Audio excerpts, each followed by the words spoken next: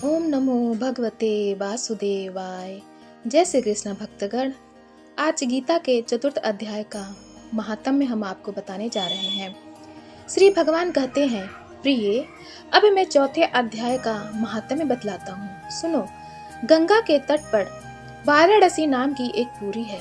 वहाँ विश्वनाथ जी के मंदिर में भरत नाम के एक योगनिष्ठ महात्मा रहते थे, जो प्रतिदिन आत्मचिंतन में तत्पर हो आदर पूर्वक गीता के चतुर्थ अध्याय का पाठ किया करते थे। उसके अभ्यास से उनका मन निर्मल हो गया था। वे सर्दी गर्मी आदि द्वंद्वों से कभी व्यथित नहीं होते थे।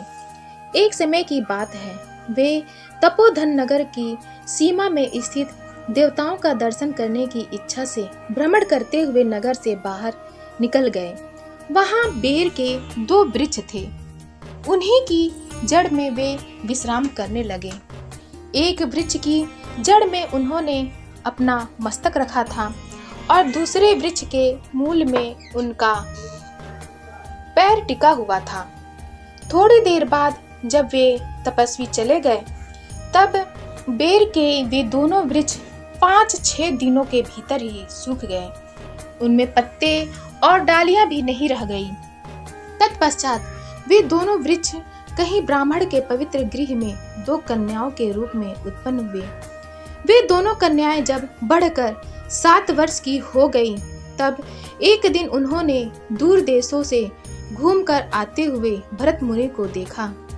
उन्हें देखते ही वे दोनों उनके चरणों में पड़ गईं और मीठी वाणी में बोली, मुनि, आपकी ही कृपा से हम दोनों का उद्धार हुआ है। हमने बेर की योनि त्याग कर मानव शरीर प्राप्त किया है। उनके इस प्रकार कहने पर मुनि को बड़ा विस्मय हुआ। उन्होंने पूछा, पुत्रियो, मैंने कब और किस साधन से तुम्हें मुक्त किया था?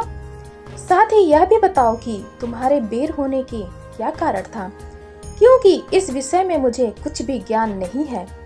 तब वे कन्याएं पहले उन्हें अपने बेर हो जाने का कारण बतलाती हुई बोली, मुनि, गोदावरी नदी के तट पर छिन्न पाप नाम का एक उत्तम तीर्थ है, जो मनुष्यों को पुण्य प्रदान करने वाला है। वह पावनता की चरम सीमा पर पहुंचा हुआ है। उस तीर्थ में सत्यतपा नामक एक तपस्वी बड़ी कठोर तपस्या कर रहे थे। वे ग्रीष्म ऋतु में प्रज्वलित अग्नियों के बीच में बैठते थे। बारिश के समय में जल की धाराओं से उनके सिर के बाल सदा भीगे ही रहते थे तथा जाड़े के समय में जल में निवास करने के कारण उनके शरीर में हमेशा रोंगटे खड़े रहते थे। वे बाहर भीतर से सदा शुद्ध रहते, समय पर तपस्या करते तथा मन और इंद्रियों को संयम में रखते हुए परम शांति प्राप्त करके आत्मा में ही रमण करते थे। वे अपनी विद्वता के द्वारा जैसा व्याख्यान करते थे, उसे सुनने के लिए साक्षात ब्रह्मा जी भी प्रतिदिन उनके पास उपस्थित होते और प्रश्न करते थे। ब्रह्मा जी के साथ उनका संकोच नहीं रह गया था, अतः उनके आने पर भी वे सदा तपस्या में मग्न रहते थे। परमात्मा के ध्यान में निरंतर संलग्न रहने के कारण उनकी तपस्या सदा बढ़ती रहती थी। सत्य तपा को जीवन मुक्त के समान मानकर इंद्र को अपनी समृद्धिशाली पद के संबंध में कुछ भय हुआ। तब उन्होंने उनकी तपस्या में सैकड़ों विघ्न डालने आरंभ किए। अप्सराओं के समुदाय से हम दोनों को बुलाकर इंद्र ने इस प्रकार आदेश दिया, तुम दोनों उस तपस्वी की तपस्या में विघ्न डालो, जो मुझे इंद्र पद से हटाकर स्वयं स्वर्ग का राज्य भोगना चाहता है। इंद्र का यह आदेश पाकर हम दोनों उनके सामने से चलकर गोदावरी के तीर पर, जहां वे मुनि तपस्या करते थे, आईं। वहां मंद और गंभीर स्वर से बजते हुए मृदंग तथा मधुर वेणुनाद के साथ हम दोनों ने अन्य अप्सराओं सहित मधुर स्वर में गाना आरंभ किया। इतना ही नहीं, उन योगी महात्मा को वश में करने के लिए हम लोग स्वर, ताल और लय के साथ नृत्य भी करने लगी। बीच बीच में जरा जरा सा अंचल खिसकने पर उन्हें हमारी छाती भी दिख जाती थी।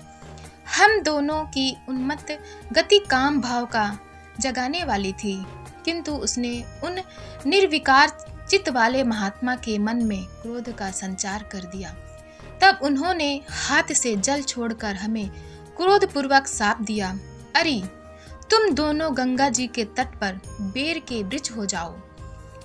यह सुनकर हम लोगों ने बड़े विनय के साथ कहा, महात्मन, हम दोनों पराधीन थीं, अतः हमारे द्वारा जो दुष्कर्म बन गया है उसे आप क्षमा करें। यह कहकर हमने मुनि को प्रसन्न कर लिया। तब उन पवित्र चित्त वाले मुनि ने हमारे शाप उद्धार की अवधि निश्चित करते हुए कहा, भरत मुनि के आने तक ही तुम पर यह शाप लागू होगा। उसके बाद तुम लोगों का मृत्यु लोक में जन्म होगा और पूर्व जन्म की स्मृति बनी रहेगी। मुनि, जिस समय हम दोनों बेर वृक्ष के रूप में खड़ी थीं, उस समय आपने हमारे समीप आकर गीता के 4थे अध्याय का जप करते हुए हमारा उद्धार किया था, अतः हम आपको प्रणाम करती हैं। आपने केवल शाप से ही नहीं, इस भयानक संसार से भी गीता के 4th अध्याय के पाठ द्वारा हमें मुक्त कर दिया।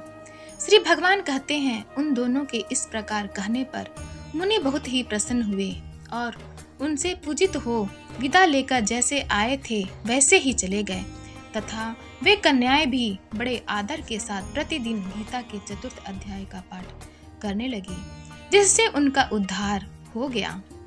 गीता के 5वें अध्याय की महात्म्य जानने के लिए आप हमारे चैनल सनातन कथा संग्रह को लाइक करें, शेयर करें और सब्सक्राइब करें। धन्यवाद।